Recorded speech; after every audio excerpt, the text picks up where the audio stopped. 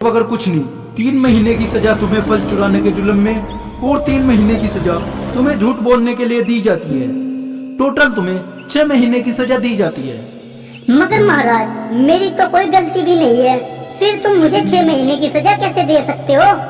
अब तुम्हारी कोई सुनवाई नहीं होगी, अब तुम सिर्फ सजा भुगतो। पिंकी चिड़िया को जंगल की जेल में डाल देते हैं। टूनिक की मालिक मैं ही हूँ। तुम्हारी वजह से एक बेगुनाह चिड़िया को सजा हो गई है। मैं तुमको नहीं छोड़ूंगी। वह आपस में लड़ते हैं।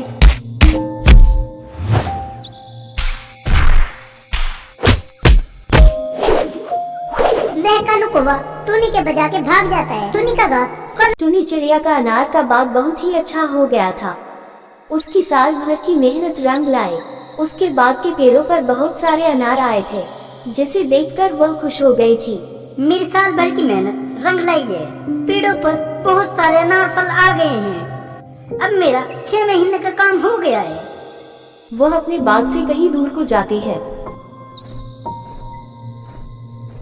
अब खाने के लिए मुझे बहुत सारी मेहनत करनी पड़ेगी। मुझे तो कोई बाग देखना होगा जिसमें से मैं फल चुरा कर खा लूं। मुझे कहीं पर तो कोई बाग ढूंढना होगा। वह कालू कौवा भी वहाँ से उड़कर जाता है। उसे टूनी चिड़िया का बाग नजर आता है। वह टूनी चिड़िया के बाग में आ जाता है। हो गया मेरा तो काम। अब मैं इसी बाग से फल तोड़ कर खाऊंगा और कहीं नहीं जाऊंगा। वह उस बाग से तोड़कर अनार खाता है और बचा हुआ अनार ले जाकर एक पेड़ के नीचे डाल देता है।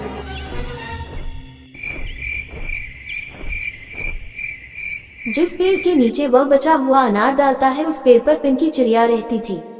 उधर टूनी चिड़िया भी अपने बाग में वापस आ जाती है। वह अपने बाग से एक फल कम देखती है। मेरे बाग से ये एक फल किसने तोड़ा है? लगता है कोई पक्षी भूखा होगा, उसी ने फल तोड़ा होगा। चलो कोई बात नहीं, जिसने खाया है खाने दो। उसने अपनी भूख तो शांत की। अगले दिन वह टूनी चिड़िया फिर कहीं बाहर जाती है। वह कालू कौवा फिर उसके बाग में आता है और अनार तोड़कर खाता है और बचा हुआ अनार पिंकी चिड़िया के पेड़ के नीचे डाल आता है। टूनी चिड़िया वापस आती है और देखते हैं कि उसके बाग से आज फिर अनार टूटा हुआ है। ये कोई भूखा पक्षी नहीं है, ये तो कोई जानबूझकर फल चुरा रहा है। इसका मुझे कुछ उपाय करना होगा। ऐसे ही कई दिन तक वह कालू कौवा उसके बाग से अनार खाता है और बचे हुए फल को पिंकी के पेड़ के नीचे डाल देता है। एक दिन टूनी चिड़िया वहाँ से गुजरती है। उसे पेड़ के नीचे खाए हुए अनार मिलते हैं। वह वहाँ पर आती है। अच्छा, तो यहाँ पर लाए जाते हैं तोड़कर मेरे बाग से अनार और यहीं पर खाती है।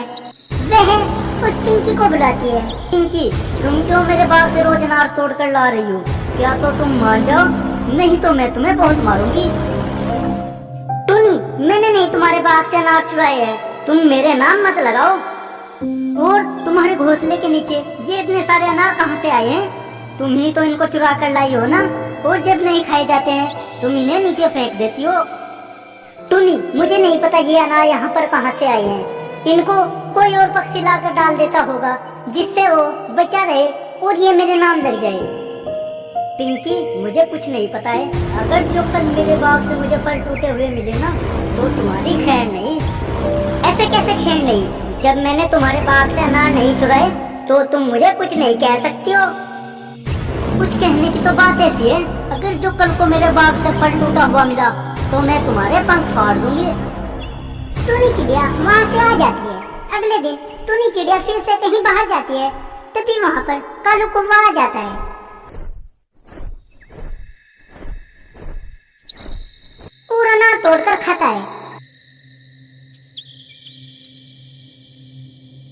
और बचा हुआ अनार पिंकी के पेड़ के नीचे गिराकर भाग जाता है।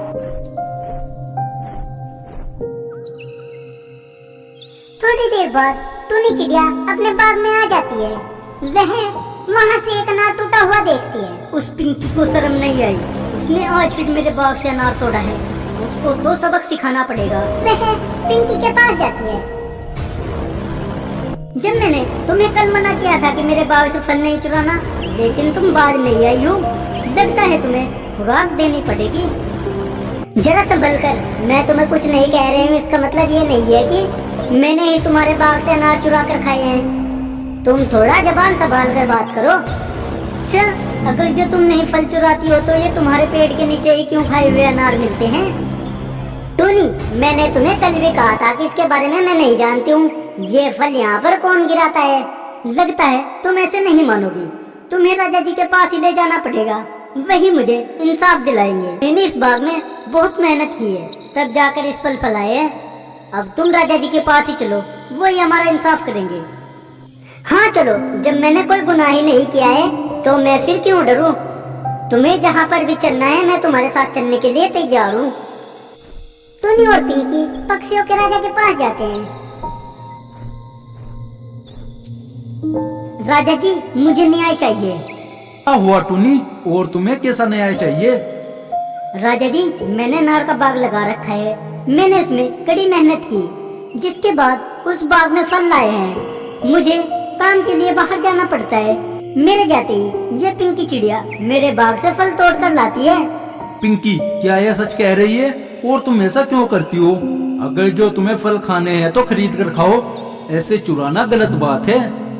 महाराज, मुझे तो इसके बाग का भी नहीं पता है, मैं कैसे फल चुरा सकती हूँ? ये मेरे ऊपर झूठा इल्जाम लगा रही है। टूनी, तुम इस पर ऐसे इल्जाम नहीं लगा सकती हो। क्या तुम्हारे पास कोई सबूत है? सबूत? महाराज, तुम इससे यह पूछ लो कि तुम्हारे पेट के नीचे खाए हुए अनार पड़े हैं कि नहीं। इससे बस तुम यह पूछ लो। पिंकी, क्या तुम्हारे पेट के नीचे खाए हुए अनार पड़े हैं? हाँ महाराज, मेरे पेट के नीचे खाए हुए अनार पड़े हुए हैं, मगर वह मुझे पता नहीं किसने डाले हैं। देखा महाराज, कैसे झूठ बोल रही है। इसके पेट के नीचे कोई दूसरा फल खाकर क्यों डालेगा? पिंकी, तुम मुझे सिर्फ हाँ या ना में जवाब देना, और कोई फालतू की बकवास मत करना। तुम मुझे ये बता दो, वो खाए हुए अनार तुम्हारे पेट के नीचे है या नहीं? सिर्फ हाँ या ना में जवाब देना। हाँ जी महाराज, मेरे पेट के नीचे वह खाए हुए अनार पड़े हुए हैं, मगर वगर कुछ नहीं। 3 महीने की सजा तुम्हें फल चुराने के जुल्म में, और 3 महीने की सजा तुम्हें झूठ बोलने के लिए दी जाती है। टोटल तुम्हें 6 महीने की सजा दी जाती है। मगर महाराज, मेरी तो कोई गलती भी नहीं है, फिर तुम मुझे 6 महीने की सजा कैसे दे सकते हो? अब तुम्हारी कोई सुनवाई नहीं होगी, अब तुम सिर्फ सजा भुगतो। पिंकी चिड़िया को जंगल की जेल में डाल देते हैं। टूनी चिड़िया अपने बाग में आ जाती है। अब मैं चिंता मुक्त होकर कहीं पर भी आ जा सकती हूँ। अब मेरे बाग से कोई फल नहीं चुराएगा। अगले दिन टूनी चिड़िया अपने बाग से बाहर चली जाती है। कालू कौवा आता है और उसके बाग से अनार चुराता है, और आधा खाकर उसी जगह पिंकी के पेट के नीचे डाल आता है। टूनी चिड़िया वापस आती है। आज भी उसे फल टूटा हुआ दिखता है। अब तो वह पिंकी भी जेल में है, जो मेरे अनार चुराती थी। फिर अब ये कौन है जो मेरे बाग से अनार चुराता है? इसको तो देखना पड़ेगा। अगले दिन वह टूनी चिड़िया कहीं नहीं जाती है, वह वहीं बाग में रहती है। थोड़ी देर बाद वहाँ पर कालू कौवा आता है। टूनी, तुम इस बाग में क्या करने आई हो? क्या तुम भी मेरी तरह इस बाग से फल चुराने के लिए आई हो? कालू, क्या तुम इस बाग से फल चुराने आई हो क्या? चुराने क्या, मैं तो रोज ही इसी बाग से फल चुरा कर खाता हूँ और बचे हुए फल को एक पेड़ के नीचे डाल देता हूँ। कालू, क्या तुम ही रोज इस बाग से अनार तोड़ते थे? मैंने बेवजह ही उस पिंकी को सजा दिला दी। सजा दिलवा दी? लेकिन तुम ऐसा क्यों कह रही हो? क्या इस बाग के मालिक ने तुमको फल चुराते हुए देख लिया था क्या? इस बाग की मालिक मैं ही हूँ।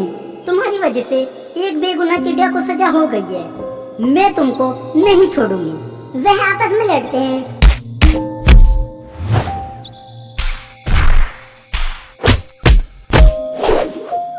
वह कालू कौवा टूनी के बजा के भाग जाता है। टूनी का घाव कालू कौवे ने बढ़िया करके तोड़ा था। उस पे अब उड़ा भी नहीं जा रहा था। वह कुछ दिनों में ठीक हो जाती है। मुझे मेरे गुनाहों की सजा मिली है। अब मुझे उस पिंकी को उस सजा से आजाद कराना होगा। वह राजा के पास जाती है। राजा जी, उस पिंकी चिड़िया को छोड़ दो, वह बेकसूर है। वह चोर तो कालू कौवा है, उसने मुझे बहुत पीटा है। क्या वह चोर कालू कौवा था? तुमने इस बेचारी पिंकी को ऐसे ही सजा दिलवा दी? वह उसको आजाद करता है। पिंकी, हमें माफ कर दो, हमसे बहुत बड़ी गलती हो गई है। मुझे उम्मीद है कि तुम मुझे माफ कर दोगी। चाहे इसके बदले में तुम पक्षियों की रानी बन जाओ। नहीं राजा जी, मेरे दिल में तुम्हारे लिए कोई शिकवा नहीं है। पिंकी, तुम मुझे भी माफ कर दो, मुझसे गलती हो गई। वह चोर कालू कौवा था जो फल खाकर तुम्हारे पेट के नीचे डाल देता था। उसने मुझे खूब पीटा है, मुझे मेरे गुनाहों की सजा मिल गई है। अब तुम मुझे माफ कर दो। टुनी, मैंने तुम्हें माफ किया। महाराज, मुझे पक्षियों की रानी बनने का कोई शौक नहीं है। मुझे तुम बस इतनी इजाजत दे दो कि जिससे मैं उस कालू कौवे को सबक सिखा सकूं। तो पिंकी, तुम्हें पूरी इजाजत है। पिंकी को लेकर टुनी अपने बाग में आ जाती है।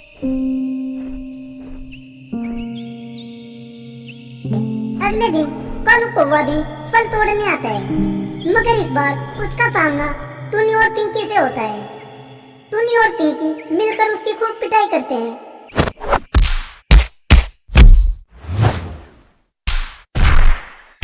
और उसको उसी जेल में डाल देते हैं जहाँ पर पिंकी थी। टुनी और पिंकी साथ साथ रहने लगी।